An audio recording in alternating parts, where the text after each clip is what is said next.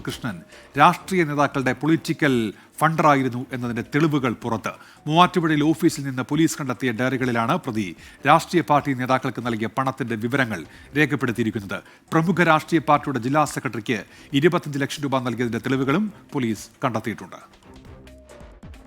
പ്രതി അനന്തു കൃഷ്ണനുമായി പോലീസ് നടത്തിയ പരിശോധനയിലാണ് രാഷ്ട്രീയ പാർട്ടി നേതാക്കൾക്ക് പണം കൈമാറിയതിന്റെ വിവരങ്ങൾ രേഖപ്പെടുത്തിയ ഡയറി കണ്ടെത്തിയത്.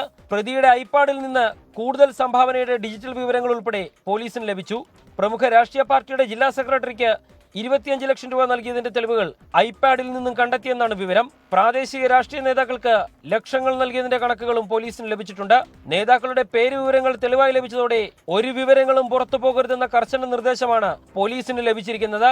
രാഷ്ട്രീയ പാർട്ടി നേതാക്കൾ കേസിൽ കൂട്ടുപ്രതികളാകുമെന്ന ഭീതിയാണ് ഇത്തരമൊരു നിർദ്ദേശത്തിന് പിന്നിലെന്നാണ് സൂചന.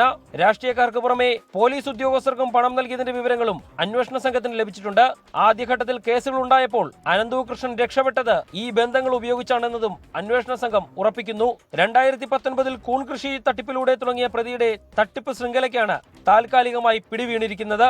തട്ടിപ്പ് പണത്തിന്റെ വീതം വെക്കലിൽ ഉന്നത രാഷ്ട്രീയ നേതാക്കൾക്കും ജനപ്രതിനിധികൾക്കുമടക്കം കൈക്കൂലിയായി പണം കിട്ടിയിട്ടുണ്ടെന്ന വിവരമാണ് പോലീസിന് അന്വേഷണത്തിൽ കണ്ടെത്താനായത്.